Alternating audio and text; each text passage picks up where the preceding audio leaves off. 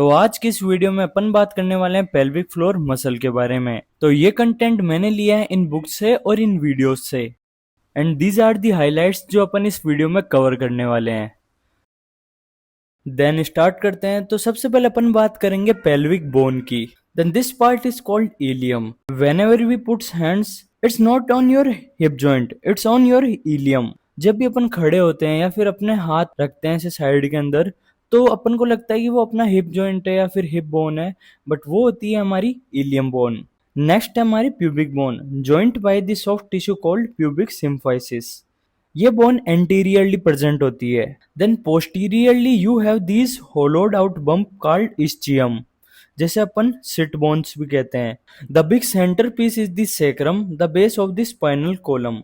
And जो ये इसके टिप पर जो पार्ट है जो हैंगिंग कर रहा है, इसे अपन कहते हैं कोकिक्स या फिर टेल बोन, जो हमें हमारी एंसेस्टर्स की याद दिलाता है। Once you know this bony landmark, you can start putting term together. Next, ये सारी भी चीजें जो अपन कर रहे हैं ये अपने लिए हेल्पफुल रहेगी इन मसल्स को याद करने के लिए और ढंग से समझने के लिए। Like example, this is an sacroiliac joint which meeting place between the sacrum and the ilium. So some strategies work for many of these muscle, like their first muscle called levator ani group. The levator ani group, जिसे अपन कहते हैं flooring of the pelvis. This doesn't lift the anus necessarily. It keep your organ from falling out of your pelvis. इस group का main काम है कि जो भी अपने इंटरनल ऑर्गन्स है वो पेल्विक बोन के थ्रू कहीं फॉल या फिर कहीं गिर वगैरह नहीं जाए। तो ये एक फ्लोरिंग का काम करके नीचे से बेस या फिर सपोर्ट प्रोवाइड करती है।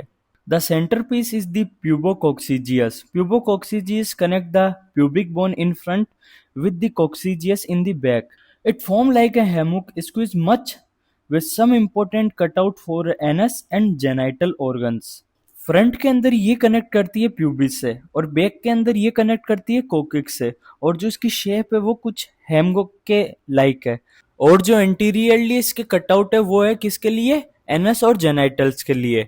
और जो पोस्टीरियर के अंदर है वो कोई कटआउट नहीं है, ये एक आर्च है, so that it can connect with more surface area on the bone. Hang out within that muscle is the puborectalis. अब इसके अंदर जो ये hang out कर रही है मसल, इसको अपन कहते हैं puborectalis, which originate on the pubic bone and form the structure called puborectalis sling around the rectum. If you hear about that squatting make easy to poop, yes I think ये चीज तो सबने सुनी ही होगी। So puborectalis is the muscle that supposedly put a kink in the colon. वो easy करता है इस प्रोसेस को कंप्लीट होने के लिए, और ये चीज अपन कोई नेक्स्ट वीडियो में बात करेंगे। इलियोकोक्सीजियस, जिसका ओरिजिन होता है tendinous arch of the obturator fascia and the ischial spine, और इंसर्शन होता है coccyx and the anococcygeal body, the fibrous tissue between the coccyx and the anus.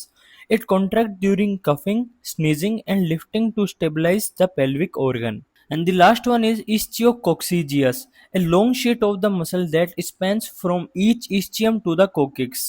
ये मसल एक सीट लाइक स्ट्रक्चर है जो ischium से लेके coccyx तक फैली हुई है, एंड इस मसल को अपन एक दूसरे नाम से भी जानते हैं, कोक्सीजियस। कुछ बुक्स के अंदर ये नाम भी डिस्क्राइब करा हुआ है। इस पिक्चर को आप इस एंगल से देखो तो गौर से देखने पर अपन को कुछ हिप मसल भी यहाँ पर देखने को मिल रही है, लाइक पिरिफॉर्मिस और obturator internus. If they are attached to femur, then they are not pelvic floor muscle and they do not have pubo or coccygeus in their name. And the next group, the perineum muscle, we look it in the inferior view, क्योंकि inferior view में ये और भी ज़्यादा clear और समझने में आसान पड़ेगी अपन को।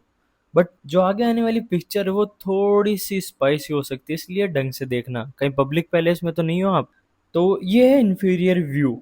The structure of the perineum, the area between the genital and anus, and few of the muscle in the area use the perineum reason.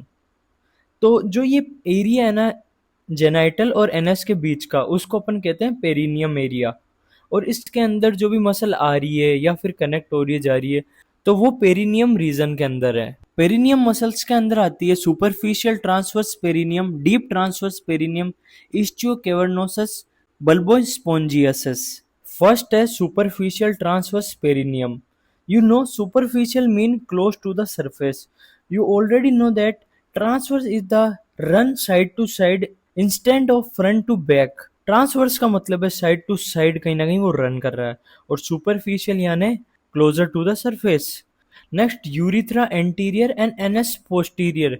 Deep to that is the deep transverse perineum. Also in the perineum area, you can find muscle that plug into the genital but have different presentation depending on what kind of plumbing. First, the ischiocavernosus originated at the ischium and connect with the genital. If it's attached to the penis, it insert on the crust or crust of the penis, the part that attached to the ischial rami. Just check the inferior view. In the female, the ischiocavernosus actually insert on the clitoris. And remember, the clitoris is much bigger than the small piece that see on external diagram. During sexual arousal, blood flow into the penis and clitoris increases or enlarging eitherly. When the ischiocavernosus contract, it squeezes blood flow toward the distal part of the genitals and compress some of the veins that drain blood from the genital, which help maintain an erection or the swelling of the clitoris. And the another muscle in the same area is the bulbospongiasis. When it accompanies a vagina, the pair of the muscle run into the pubic bone. In front along the side of the vagina around penis, it circle the bulb of the penis which is close to the base. We remember that because it plug into spongier tissue that get erect during sex bordering the perineum. क्या आपने कभी भी sphincters के बारे में सुना है? यार सुना तो होगा। तो अपन यहाँ पर भी स्पिंक्टर्स की बात करेंगे। You have two different tube regardless of the sex of your model and anus and a urethra. Obviously we don't want anything leaking out of these tube involuntarily. अपन ये नहीं चाहेंगे कि कुछ भी इनसे लीक हो, वो भी involuntary. So we have some muscle that squeeze those tube shut. These ring like muscle are. We have sphincters. Internal anal sphincters, external anal sphincter, internal urethral sphincter or external urethral sphincter.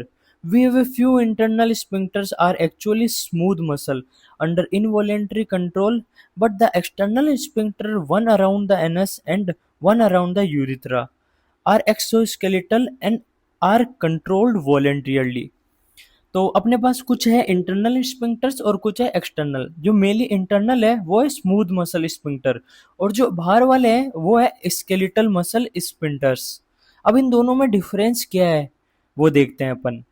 जो smooth muscle होते हैं उनके अंदर mitochondria बहुत ज़्यादा होते हैं, तो ये लंबे टाइम तक कॉन्ट्रैक्ट करके रख सकते हैं। बट जो स्केलेटल मसल होते हैं वो होते हैं अपने ऊपर बेस्ड, जब अपन को इच्छा आ रही है तो आप अपने हिसाब से कॉन्ट्रैक्ट करके रख सकते हैं कुछ टाइम के लिए।